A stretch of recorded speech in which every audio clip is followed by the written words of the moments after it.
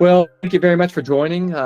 Juan, thank you for joining. I'm going to let you introduce yourself here in just a minute, and because your name is something that's too hard for my Native American tongue. But thank you very much for joining the podcast today with Start. We are delighted to have Juan with us. He has a very strong background in human resources based out of Mexico, and I'm going to let him introduce himself here. But we do want to thank you for joining us in this topic of talent management and looking at how technology is merging and helping and enabling in my perspective. But we're going to have that as our topic today. So Juan, why don't you introduce yourself and a little bit about your background? You've got a fantastic background in so many ways. And so let you take it from here. Thank you, Craig. I'm really glad to be invited to this podcast and to this meeting for discussing these topics. My name is Juan de Dios Villarreal. As you said, it's not easy for a Native American speaker to pronounce it. I'm from Monterrey, Mexico, up north, close to Texas, and I've been proud and happy to have the career that I have in the HR, because I started my career in Mars, which was a pretty good school for me. It's a pretty culture-oriented company, and even though it's private, it's managed as a public company. Then I went to Calix for a little while, and family issues made me have to resign. So I then went to a family-owned business, and I really thought that I was going to go back to a public-owned company in no time. But when I start to grow, I start to have more responsibility. I start to report to the CEO, and they gave me the opportunity to be an HR director in Citrus, a pretty big company here in Mexico. And from then on, it has only been family-owned businesses, trying to institutionalize family-owned businesses with HR practices. I'm pretty happy with my career. I think that it's been a a career that has achieved a lot in the HR topic area, and in a way, I am proud of the development that the companies have. They have believed in me and they have invested in me, and the development that I have achieved, it's also something that I'm proud of. Thank you, Greg. Yeah, thank you very much. I wanted to ask you before we move on real quick, could you just touch on your education? Because I was pretty impressed with your education. And then also, what would you have any, a lot of my viewership is from the United States, and I'm just wondering if you would have any desires to work with organizations in the United States in the future, or any kind of collaboration like that. Yeah, well, thanks. Well, I'm a business major from Tec de Monterrey. It's a pretty well-known university in Latin America. I believe that it's the best, or one of the best universities in Latin America. Has a lot of agreements with American universities for exchange students. And my business is major, and I have had the opportunity while I was talking of these companies investing in me, of having several courses in Harvard Business School and in Michigan Ross School of Business, among other courses, training courses that I have had, preferring or focused on talent management and HR practices. And about the other question, well, I just joined Fultra. I'm pretty happy with all the challenges that we have in Fultra. They're pretty big challenges. It's a young company that has grown pretty fast. It's a privately owned company here in Monterrey, Mexico, and it has grown pretty fast, and there's a lot of challenges. But regarding your question, working in the U.S. has always been something that I could be open to. But I really would love to be able to leave my mark in Fultra 5-7 years, and maybe then be open to the opportunity to take a leap to the U.S. That would be, great. In a way, something that could happen in the future.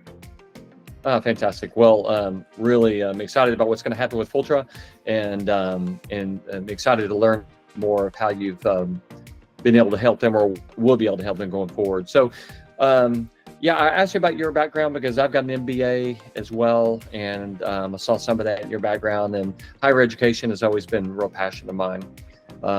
So my background, as most of you know, I've started StartDate, and it is basically a software platform seeking to try to help this area of talent management, human resources from an organizational standpoint, but also bringing in technology to kind of help this process. So I always equate the whole topic of human resources in the organizational development, talent management. It's like a big elephant, and when I mean by elephant is it goes back to the story of how do you there's so many different facets to this large animal, and so I feel like I'm just tackling one small portion, or maybe a little bit long portion, of trying to say, can we make this one little part a little bit better? And so that's kind of the behind StartDate and the technology we've created.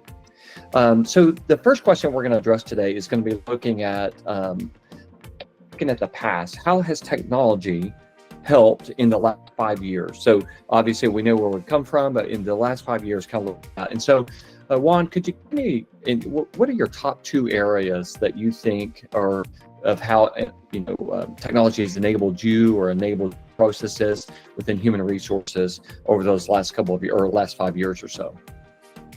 Yeah, I believe that the first one has to be talent attraction.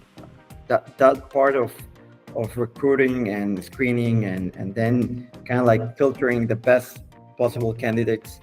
That would be in my opinion, that would be the ones that have been most helped by technology in the last 5-10 years. After that, I would say that maybe development would be something that in a way it can cater to your specific needs with what you have in your past and what you want to achieve in the future.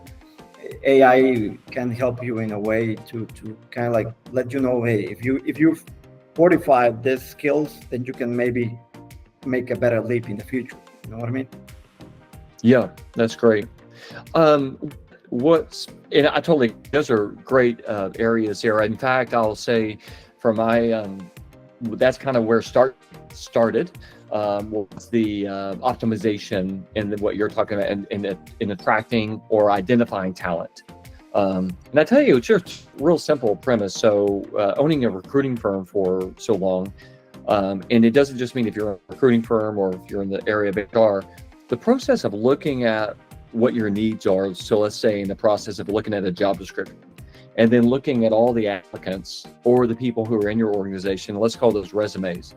The process of kind of examining those, it's okay if you're looking at a few, but once you get to the point of, let's say you're trying to feed through 25 resumes, it starts to hurt the brain.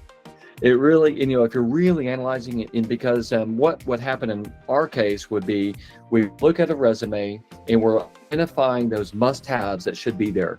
And then if they're the must-haves, then they pass that test and we start digging down deeper saying, so what are these other options that we really need? And in the end, it would be one of those positions, well, they either pass or they fail. And the pass means they go to the next step, right? And the next step would be now we have a small pile of the ones passed, but we still need to know, well, which out of that pile should we really start to focus our energy on first? That process, I found that we could do pretty well when there's limited resumes. So say 25 resumes.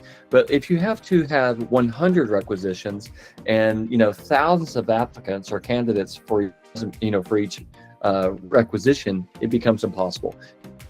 There's no way that humans can do it, but it's just really detailed. So back to what you're talking about, that's kind of why we created StartDate, was saying, how can we just help that process?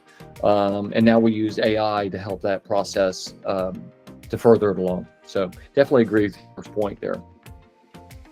I think the second point you mentioned was that development piece is so crucial. We've tried to start creating ways to have how we can help develop the talent that we have already from a technology standpoint. Or is there a specific kind of example that you could give in regards to how you've been able to do that within your companies in the past? Well, yeah, I mean, it's something that we just start researching, but we have several companies here in Mexico actually there are companies from Colombia, and there's even a Latin American company, I believe that it's from Chile, which they start kind of like telling you give them the areas of opportunity of all your direct reports, and you start mapping out the development plan for them. I want them, they're right now, for example, I'm going to give you an example. They're a FP&A manager, and I want them to become, like, for example, strategic planning manager. So there's a correlation between those two positions in a way. There's a big part of the strategic planning manager is FP&A. So in a way, what does this guy as a FP&A manager needs to become a strategic planning manager? That's where AI can come in, and they start giving you the topics that they have to master in order for them to be able to be not that they're going to be the best one, but they're going to be able to apply to a position in that level. It's up to them to be the best one, but they're going to be able to have the skills or the portfolio of topics that they're going to be able to have a discussion and to handle themselves in a strategic planning, at least entry-level position. So that will be something that I can tell you that we've been exploring, and we have in my last job in Industrias TUC, which is an adhesive tape company, the leading adhesive tape company in Mexico. We could start doing something like that. Just before I left, we started doing the development plans that it kind of like fulfilled those. I want to live from here to here, and what do we have to start doing? And I got to tell you, Craig, not just in a professional skills set of skills, also in a cultural set of skills, leadership, empathy, stuff like that. We also had to make that path in order for them to be better managers. That's great. I love that. Yeah, I really, I love that you're able to do that, because I'm thinking about, so that's a great blend of like how you're directing the human resources and the organizational development of your people. And then from my standpoint, coming from the software and technology to enable your organization, I know what we've sought to do is we've created some just query searches within databases to where it's actually, we've acted as just trying to create the organizational aspect. So, you have all the people of your organization there, and now it's meant to be able to query. So for instance, one thing that we've developed is this wouldn't be really artificial intelligence, it's just a technology organizational move, but to be able to say, we know we want to move these positions to higher levels in the future, and if we don't move them, then if we're not proactive to move them, then we could actually lose them to other companies. So how can we retain them by developing them? And so our goal as a software designer behind this has been to say, well, let's first of all be able to not lose any through the nets, if you will, but to make sure we know who they are, and make sure we know who they are early. So it's kind of a query searching to be able to identify them, not to miss any of them. And so we've enabled that within a few different niche industries to be able to, help managers to be able to, or really it's more the directors, kind of like yourself, Juan, to be able to say, the director can identify them, then push to the hiring directors to be able to say, or the leaders over those departments to be able to say, here's your talent, the whole correct list, you need to be nurturing them, and then you can give those objectives to how they can be nurtured or developed. And definitely. I mean, just a short recap. It's great. I've worked with SuccessFactors at Oracle, and there's several interesting. For example, there's one that's called Workday, and here in Mexico there's something called Worky, and it's this whole spectrum of HR platform from the payroll to talent management. So if you have, for example, all that information, how much he makes, how much the market pays, what has been their last performance evaluations, how is his leadership skills with 360s, and you have AI to kind of like filter them down. You have all that. That's a great way of helping HR to keep and retain and develop the best talent. That's right, and not to yeah, that's right. Yeah, that's fantastic. So another question I had for you is kind of looking the opposite way. So this is kind of looking to the past, but where do you see it? I guess the real question is like out 10 years, if you could create the technology to help you achieve certain objectives, Where do you see that needs to be developed, or what could be developed that could help, better change? It's a pretty interesting question. I don't know if I have all the answers, but I'm pretty sure that AI is going to be getting better and better every day. I'm someone that used to Google everything, or I'm used to Google a lot. And now, instead of having the Google app in my phone, I have the ChatGPT app in my phone. So I kind of like this. Fun. I kind of like this. Yeah. So for any Google search that you did before, you can now do it in ChatGPT, and it's way better results. Unless you want the phone number of a restaurant, then you go to Google and then you. Right. So in a way, for the question that you just asked, I do believe I have imagined something that I'm pretty sure that AI is not going to be able to dismiss HR in 100% way. I'm pretty sure that there's always an empathic relationship that AI cannot really detail and get from an interaction with another person. And that's something that I have with the US. In the US, they have managed to the interviews, because I have had interview in the US, they have managed to kind of like make a pretty squared interview that you cannot ask for family or for hobbies or for in a kind of like direct way. You have to find out if they want to talk to you about it, or at least what I do, and it has worked for me, Craig, and then maybe you can use it. I start with my own. I start talking about my family. What do I do with my open time? What do I like to do? And it's because you can get to know somebody, and that helps you to see if they're going to be a good fit for the company and for whatever you do in the company. Not because of bias of political or religious issues, because those, I do believe that they have to be out of the questions. You cannot start to ask those stuff, because that could be something that is not. That doesn't work. That you don't need that to see if they're going to have a good fit with the company. But understanding hobbies and understanding the family stage, it can help you. But well, I started deviating from the topic. So in the future, I do believe that AI is going to be getting better and better. And some positions in HR, I do believe that they can be replaced by AI. And for example, one of them would be the entry level part of onboarding. I mean, yes, you can be somebody that greets somebody in, and then you're connecting to a computer, and there you have videos, and you have some assistant that can describe where the office layout is, who sits where, what you can do, which are your next appointments. And for example, onboarding, I do think that in the following 2 to 3 years, there's going to be something that's going to be completely virtual, and it's going to be pretty well received. Not in a virtual kind of basic way, but pretty well received virtual assistant or onboarding. And the development part, that's something that I believe that is going to be getting better and better, because I haven't seen in the market what I just told you, but I'm pretty sure that we're in no time, or maybe it's already there, and me not being a current SAP user or platform user, I have a platform that gives you all the input, but you have to be the one that correlates it and ranks your talent.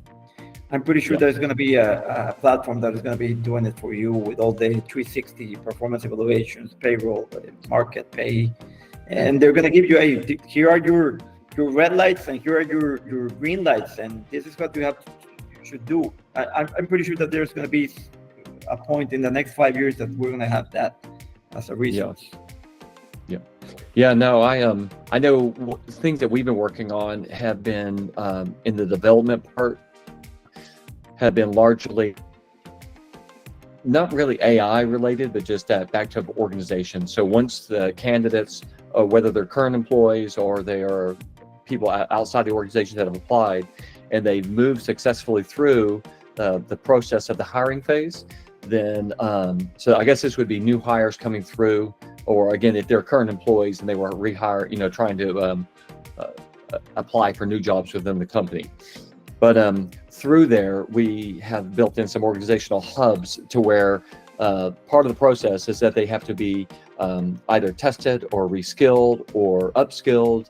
And in that same quadrant, you can do other things. You can do strengths finders and or strengths enhancers, all kinds of elements, and we created from a software standpoint where they literally have to be completed before they can move forward in the process. So things like that, it's just organization, but part of identifying who should go through that and what they should go through. So I said this interweaving of technology and human touch all the way through the process, and just keeping and not losing people.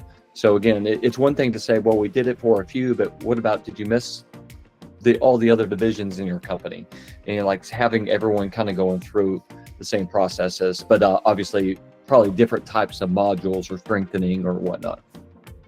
Definitely, we can have that. Yeah, I see it happening pretty near in the future. Yeah. In regards to other areas of enhancement, like 10 years out, I know that's difficult for me as well, because I'm thinking, within my business, I think about we're trying to meet the needs right now, and so we're building and then hopefully rolling them out over the next couple of years. But in 10 years, I'm not sure where AI is going to be with technology. Hopefully, I definitely don't see a fear around it. I know that some people, will be talking about AI in general, that could be replacing everybody and kind of becoming superhuman. I think in this area of working with people, real people, it's always going to be just an aid to help. And so I don't see any kind of a replacement. It's not like we're going to turn over the human resources department, all the hiring, everything over to some kind of computer, and we're just going to go about, working. That's not going to happen. So. Yeah, I'm with you in that. Something that I really think that is going to be getting better and better. It's all this. I mean, the screening part that you have, it's amazing, because I had a headhunter here in Mexico City that she used to give us services, provide services for us in Mexico City when I was there, and she always told me, I don't look at pictures because I don't want to get biased by the pictures, and I love that. Because, nice. For example, I don't want to get biased asking religious, political, or whatever. Yeah. It's not something that is interesting to me. And a picture is something that kind of lands in the same playing field. So screening AI by finding the right words and the right competencies in the resumes can give you a great filter to tell you, hey, this guy has what you're looking for. And they're not basing themselves on ethnicity, race, sexual orientation, picture, whatever. They're basing themselves on the competencies. And from there, well, there's going to be some people that are going to be more apt for the position based on the experiences that they had as a child, as a teenager, right. as a whatever they lived in their house, in the jobs that they took previously. And that's something that you cannot leave apart as something, because it helps you to understand if they're going to be better to fulfill the description that you have. So that's a great filter, because it's a filter that is not non-biased, and then you can apply the human touch to see which would be the better fit for the company. Yeah, you said it perfect. I totally. I think AI, including all the the tools that we talked about, StartDate's tools, they're all just tools, needed tools, and but they're tools in the process, just to be able to help refine and then continue to build organizations. So, right, I totally agree. Well, very good. Well, Juan, listen, I appreciate very much you joining today. It's been delightful to gain some of your insight from the past and reaching into the future, and I can definitely tell your passion for the discipline, human resources, and organizational development. And I know that Fultra has a fantastic director on board to be able to lead into the next of its phase. So I appreciate you joining me again today. And did you have any final comments before we close the podcast?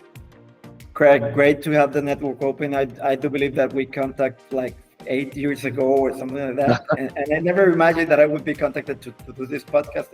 It's really an honor to be considered. And I look forward to in 3-4 years getting in touch with you to tell you all the things that we have achieved in Fultra, this young company that has been growing pretty fast. Yeah. Well, that's fantastic. Well, we'll have to do this sooner than that, but we'll do another podcast and get some updates on all these topics and maybe do a deeper dive into Fultra and see what you've been able to build in during that time frame. So thank you again for joining, and thank you, audience, for listening, and we'll tune in next time. Bye for now. Thank you, Greg. Bye.